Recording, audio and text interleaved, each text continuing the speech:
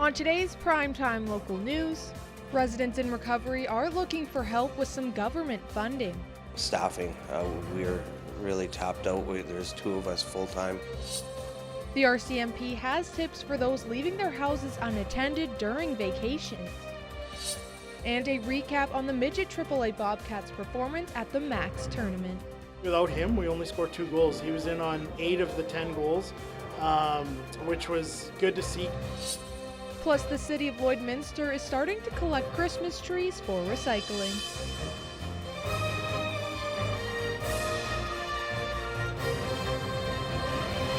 Prime time local news, serving the Lakeland and Midwest regions. With the steady demand for their services, Residents in Recovery is looking for funding from the Saskatchewan government to continue to help people in Lloydminster.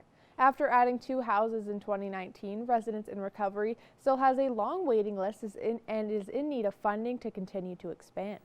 The demand is just far exceeds what we can manage right now. I think our waiting list is still over 70 individuals. We had 54 pre-treatment sober living clients this past year, or since we've opened, I guess, and 17 post-treatment. So we've had a number of individuals come through our program. Many of them are doing very well. More staff is needed to expand Residents in Recovery, which is where the funds would be used. We're really tapped out. There's 2 of us full-time that manage, the 20 individuals that we have already. To add anything else to that, we just couldn't manage with everything else that we do in a day. So additional funds would help us. Residents in Recovery has multiple programs for those overcoming addiction, like life skills programming and the sober living program. With temperatures dropping, residents may be thinking of a sunny getaway. Lloydminster RCMP are reminding everyone to secure their properties while they are away from home. RCMP recommend installing time lights, getting a home security system, and having someone shovel your driveway. Most importantly, set up arrangements with someone you trust. Let your neighbors know you're leaving. Your best crime prevention tip is always tell someone, I'm going to be gone. You wouldn't mind checking on my house. Have a friend come by, check on your house. It may be tempting to post photos of your vacation online. However, it could let people know that your home is empty and make it a target for break-ins. I always suggest not posting your information on social media. If you are deciding to leave for the week or a weekend, don't put it on Facebook. If you notice any suspicious activity in your neighborhood, call the police or report it to Crime Stoppers. As we are now into the second week of January, the majority of Christmas trees have been taken down, and the city is collecting natural trees starting today. Until January 14th, the city of Lloydminster will be collecting trees each day. We're going to be picking up natural Christmas trees from households here in Lloydminster. So we will be collecting trees basically from 7 in the morning. Trees should be out by then, and decorations, tinsels, and bags should be removed. After the city picks up the trees, they use them to cover landfill space. We would like to do that because we want to conserve our landfill airspace. We want to divert as much waste from the landfill as we can.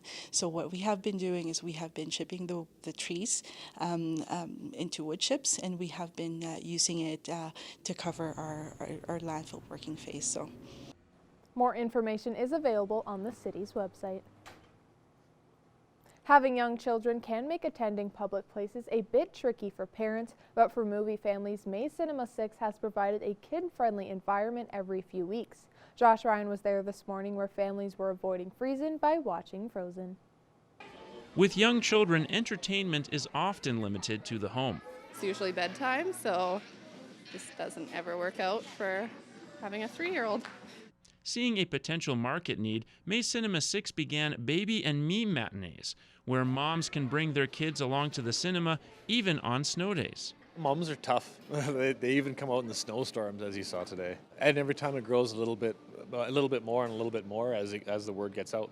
The atmosphere is one that some families have found more comfortable. It's really nice for him because, no pressure of being that annoying person with the little kid running around. Just kid-friendly environment and super fun for them. Starting small, this matinee has grown steadily over the past year.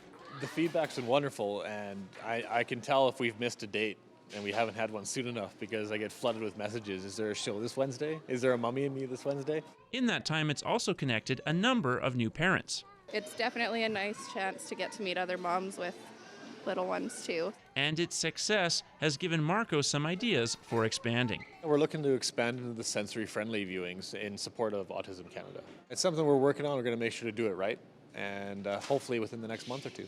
Josh Ryan, Primetime Local News.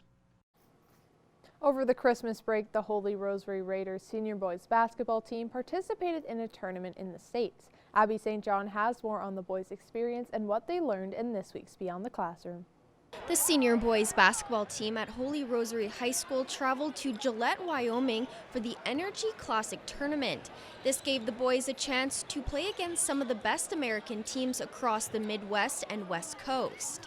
For several years, we've had quite a few kids that are kind of interested in taking basketball pretty seriously as student athletes and trying to kind of get to the next level, and that's kind of hard to do when there aren't a lot of programs within a 250-kilometer radius that really do take it seriously. So for us to go down there and go against some of the top programs in the States and learn some good lessons the hard way, I think is very valuable for them, something we can take back every day in practice after that. For the boys, they quickly realized how fast-paced the competition in the States really is. We played 3 games altogether, had 2 practices, and the games were really tiring. They were way faster paced than I feel like what we were expecting. So it was really hard, but it was a good learning experience. Even though their competition was tough, the boys learned what they needed to improve on. I think the biggest lesson they learn we'll see as the season goes on, but just how kind of serious they need to be in their compete level for an entire game, as opposed to kind of going up and down and letting their effort drop. Understanding that defense and effort aren't things that go hot and cold. That's something that should stay at a high level all year. We need to all be included on defense and on offense, and we need more accurate passes and to make space for each other a lot more. We need to play more as a team and be more clear-headed like while we're playing. Although the Raiders left the tournament without a win, one player did receive the All-Star honors.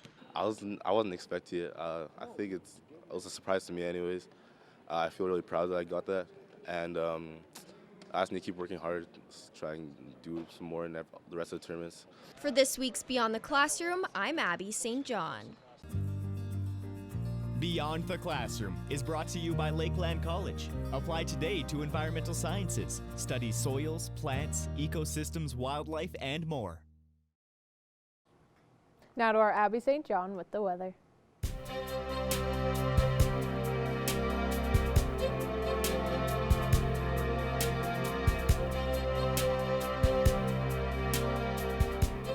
Thanks, Jasmine. Well, that snowfall warning that we had yesterday has been lifted. However, parts of the Battlefords and Maidstone and Unity areas and Prince Albert are still under that snowfall warning to be advised about. -18 currently here in Lloydminster. Fairly cloudy skies. We did have quite a large amount of snowfall throughout last night and throughout the majority of today.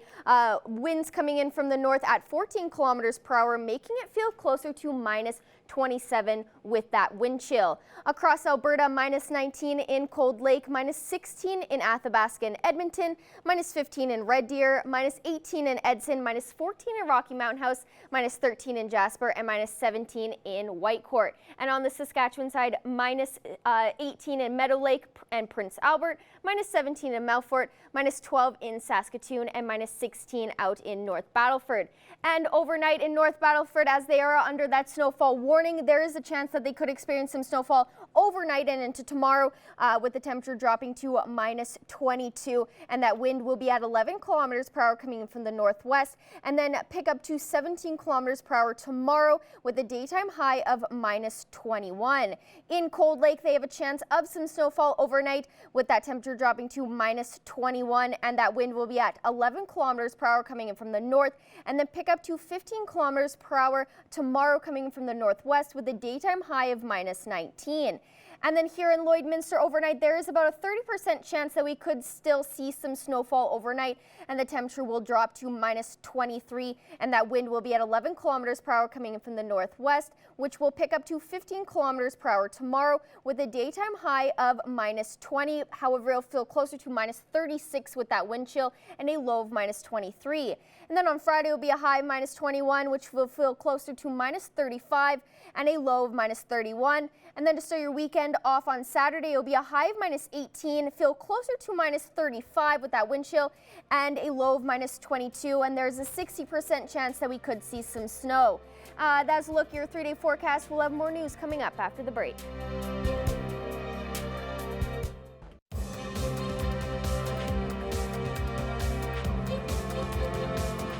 The Inland Steel Bobcats were in action on the weekend after an exciting Christmas break. The team went down to Calgary and took part in the Max Invitational Midget AAA tournament. Our Evan Kenny has more on their results. The Bobcats were back in town hosting Grand Prairie.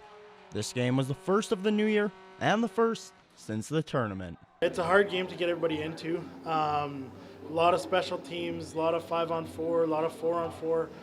So there's guys that sit for a few minutes at a time or 5-10 minutes at a time on the bench. I thought we did a good job of staying focused, staying in it. The game saw 21 penalties called. This gave plenty of space for skilled players like Jagger Furcus to take over. Furcus had 2 goals in this game, including the game winner. Matt shot one and it was just a rebound, came back door, had an open net.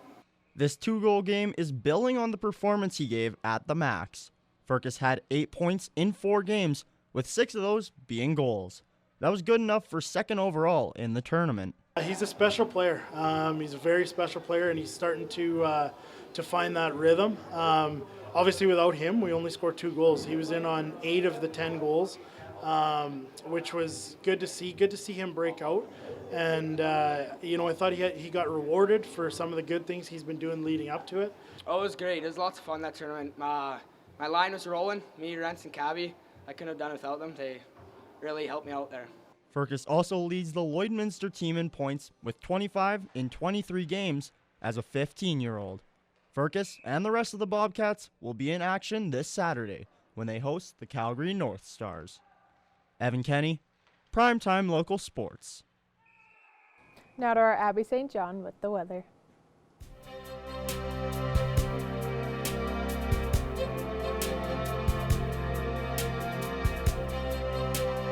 Thanks, Jasmine. We're taking a look at our satellite radar. A lot of blue in a lot of the regions. We had a lot of snowfall here in Lloydminster throughout the day and overnight last night. So it definitely required a lot of shoveling, a lot of brushing off of cars. The Edmonton area outside has also been experiencing that snowfall, Vegreville area, and then up in Cold Lake, the Lac La Biche area, as it makes its way to the Saskatchewan side, where a lot of the region, the Battlefords, Maidstone, Macklin, Prince Albert, all still under that snowfall warning. So they're experiencing some heavy snowfall as well as what we've seen. There is still a chance that we could see some more snow overnight tonight and into tomorrow morning, which should die off by the early morning. Current temperatures -18 in Lloydminster as well as in Pierceland, -19 in Isla Cross, Meadow Lake, St. Walburg, -17 in Green Lake and Maidstone, -15 in Macklin, and -16 in North Battleford. And on the Alberta side, -17 in Marwayne and Vermilion and Bonnyville, -19 in Cold Lake and St. Paul and Wainwright, -16 in Provost, -22 out in Vegreville, -16 in Edmonton, and -18 in Lac La Biche. And tomorrow, daytime high here in Lloydminster of -20, as well as in St. Paul, Vegreville, Bonnyville, Lac La Biche, -19 in Provost, Wainwright, Edmonton, Vermilion, and in Cold Lake. And on the Saskatchewan side, -20 up in Isla Cross, as well as in St. Walburg and Maidstone, -19 in Pierceland, Green Lake, Meadow Lake, and Macklin, and -21 in North Battleford. And overnight across the region, a lot will experience some snowfall. Meadow Lake, Isla Cross, Pierceland, Unity, Paradise Hill, and Provost experiencing some snowfall overnight. Then Wainwright, Murnum, and Bonnyville, just heavier cloud coverage overnight as well, with temperatures ranging between -23 and -21.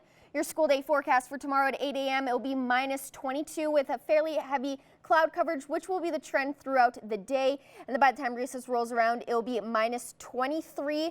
And then at lunchtime, it'll be minus 21. And by the time school is out, the sun should also be a little bit out with a minus 20 degree temperature and a low of minus 23.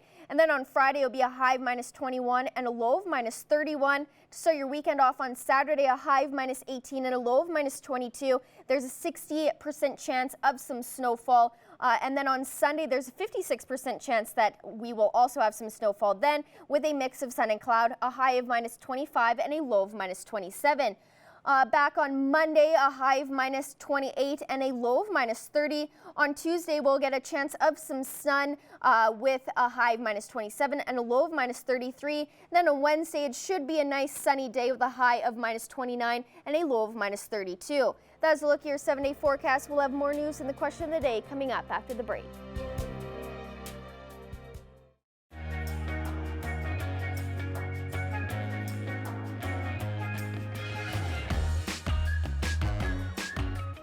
Now, our question of the day today had to do with the amount of snow that we got, because we did get a lot of snow today. I was a little shocked when I went outside, and we had to do with some of the activities that you like to do outside in the snow when you were a kid, and if you pass those on to your kids now, if you have any. And we got one comment really saying what they did. Yes, this one lady did say, I loved shoveling and still do, and in the morning my kids wanted to shovel instead of eating breakfast.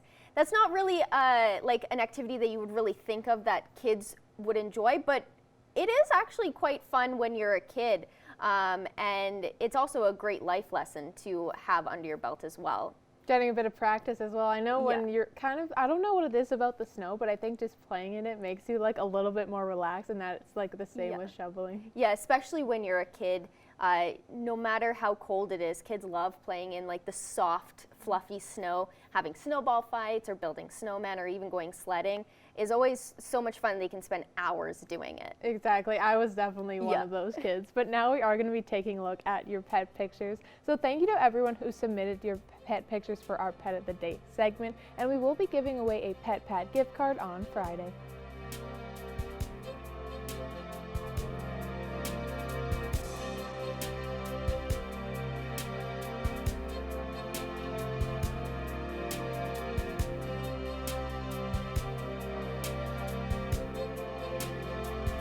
We want to see your pet. Send photos of your pet and their name to our Facebook, Twitter, or Instagram to have them featured on Pet of the Day. Your name will be entered into a weekly draw for a gift certificate from the Pet Pad. In studio with us is Corrine Kelly-Hyde, the president of the Lloydminster Chamber of Commerce. Thank you very much for taking the time today to stop in and chat a little bit about what should be a very interesting year of 2020. Yes, thank you for having us here today. Yeah. And as I understand it, you're still in the process of kind of working out the remaining numbers from 2019 and sort of factoring that into what's ahead for the year. Yeah, so we met with our membership. We invited them to come meet with us in regards to developing our advocacy issues for 2020. So the staff of the Chamber of Commerce, along with the Board of Directors, are putting those pieces together to roll out to the membership and the community at large in early 2020. Are there any particular issues that at this moment you're already kind of narrowed in on? Well, for 2019, the issues that we had were public transportation, so advocacy for ensuring that there are some community members, seniors, students that are requiring public transportation. So we'll continue to advocate that issue in 2020. Access to net care in Alberta for Saskatchewan clinics will also be on the radar again for 2020. And then there are a number of issues, again, looking at opportunities for Lloydminster to continue to grow the business community will be one of our core focuses. Have you heard any proposals from businesses in town or just people within the chamber that you're kind of looking forward to putting into practice when it comes to growth? Well, our foundation continues to be the strategic priorities that we set a few years ago, and that is membership growth, organizational growth, communication, and so that's assisting with our business in promoting and protecting their businesses and serving them in terms of providing educational opportunities. Our business expo is a big initiative for us. Our awards is a big initiative. The Chamber Christmas Expo is also an initiative. And then education is a primary focus for us. So we'll be connecting with the businesses to see sort of what are the needs in the education area and the networking opportunities that they're looking forward to. And we will come to them, or they can come to us, certainly through the Chamber on Tap or the Chamber Connects. And certainly networking is a big part of being a member of Chamber of Commerce. What other kind of core values and core, I guess, day-to-day things go on with being a member? Our values are in along that serve, promote, and protect our members. And so, like I said, we do that. Serve is providing those networking opportunities both for the business and for business professionals within Lloydminster. And we do that, like I said, in the Chamber Connect, the Chamber on Tap, all the educational opportunity events that we have. We also, in terms of promotion, providing website availability, promoting their business through our newsletters, promoting our business through the educational awards, and the awards through diversity, community growth, entrepreneurship, those types of things. And then Protect is our advocacy, which again, connecting with our members to ensure that we are getting in front of local and provincial and national government agencies for whatever that might be. For sure. Now, speaking of provincial and government agencies, how much effect do the last two elections, because we had obviously a provincial election earlier in 2019 and then a federal election, how much effect of those results is already kind of set sort of the guidelines for where you're going in 2020 in terms of the members of the Chamber of Commerce or other businesses you interact with? Well, it affects various businesses differently. So depending on what commodity you're working in, you may have been affected by the budgets that were unveiled. And so we have a lot of businesses within our community that are working with smaller budgets. And so that becomes advocacy issues for us. We support the city and working with them if there's issues that they need to get in front of the provincial government. And so it always has an impact on our businesses, whether you are a single operator business or a national business or a municipal. Anything coming out of the government will have those impacts, and we try to give our business community a voice any chance we can. Is there any one particular issue you've brought forward to the City of Lloydminster or plan to bring forward to City Council over the course of the next, I guess, couple months? We already met with the City Council. They were part of the advocacy debate that we had earlier this year in regards to setting those practices. 2019 was a big one for us when we worked with the City of Lloydminster along with the MLAs in regards to the internet infrastructure and the announcement of TELUS. So that was a big advocacy issue. So we'll continue to stay on top of those things.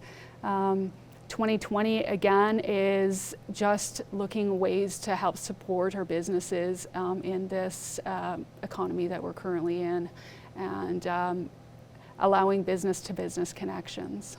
Absolutely. Thank you again for your time today, and I'm sure it will be an even busier 2020 when we get into the summer and fall months as well. Yes, we're looking forward to that.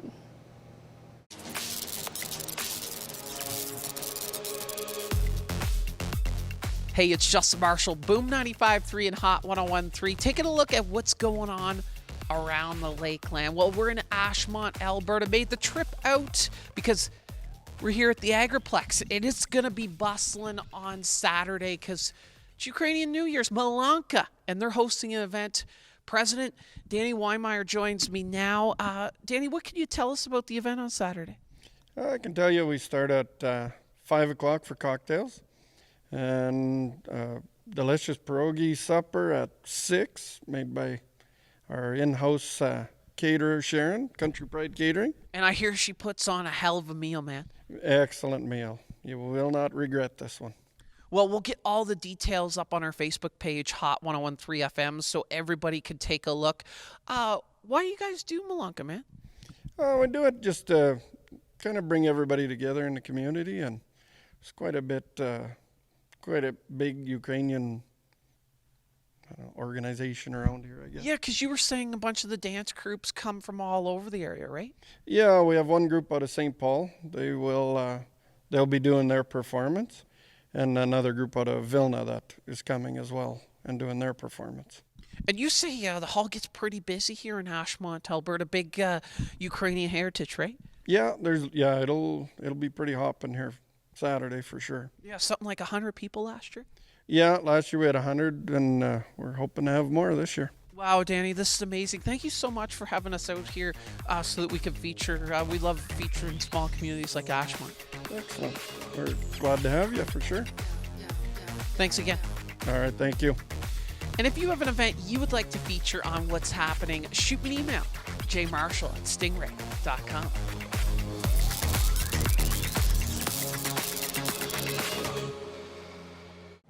I'm joined here today with Jerry Duhame, and we're going to be talking about winter traveling and the popular destinations at this time of year, and just some things that people should watch out for or kind of have in the back of their mind when they're going on vacation.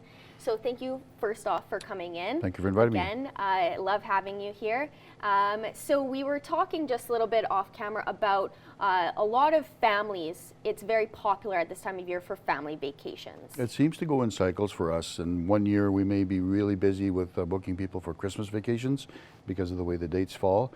But this year we found it was more the February break when the university breaks are on and the school breaks are on. Alberta and Saskatchewan are now on the same dates, the middle of February. So it's a pretty high impact. Some of the flights, particularly out of Saskatoon, are already sold out for middle of February. So there seems to be a real sort of people want to go this year and want to go middle of the winter and want to take their families with them.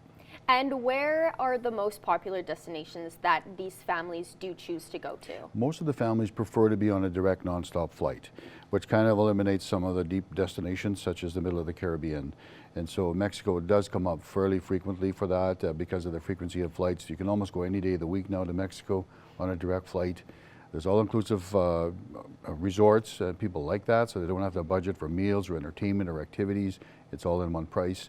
So if they plan ahead and they can find a resort that has the kind of amenities that they're looking for, nowadays if you're bringing kids that are anywhere in the age group from like 3 to 4 years old up to teenagers, they're looking for water slides, they're looking for activities, they're looking for a nice beach to hang out on and activities for them to do because they don't want to sit around all week. And just going off of, trying to pick the preferences of what they want, there are all these websites, like Travelocity.com, where you can go and pick and choose, like find what you want. Would you recommend, I know a lot of people are using that today, so is that something that you would recommend people, you can reference that it is a good tool to use if you want to find specific what you're looking for? And there's two types of clients that we have. Ones that do the research, that come in and say, I've looked at this, it's something I really want to look into, can you price it out for me, see if we can get some space, and those that come in and really don't know where they want to go or what they want to do and are really looking for a lot of advice. And we encourage the ones who do the research, absolutely.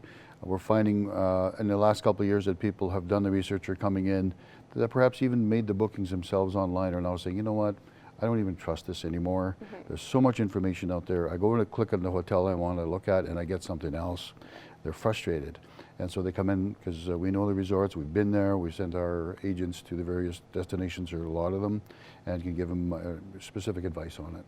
And with this time of, like the first half of the year, especially during the winter, when you mentioned February during the break, but what are other times that people should be cautious? Like this is going to be fairly busy, a lot of tourists around, and that. What kind of time span is that from here to, I guess, summer? Well, the busiest time is probably the month of February because you've got the Canadian holidays, you've got the American holidays. The next busiest time would be March. You never know when the schools are out in the States. I know we took a group down once to Mexico, thought we'd go early March and avoid the spring breakers, but every state has a different holiday. And so you end up with the state of Minnesota and all their grads out and just partying like crazy. So you want to try and avoid the destinations that do that. Watuco, for example, doesn't allow that type of business. Great for families, clean, new destination. And in recent days, there's been heavy travel advisories for people traveling to some parts of Mexico and Iran, considering what has been going on. So when something like that, when there is a travel advisory warning on those certain places, what do you kind of have to tell people who may want to go or have a reason that they need to go to these places? We rely a lot on the government advisories, and so do our tour operators. They're not going to bring people into a destination where there's any risk.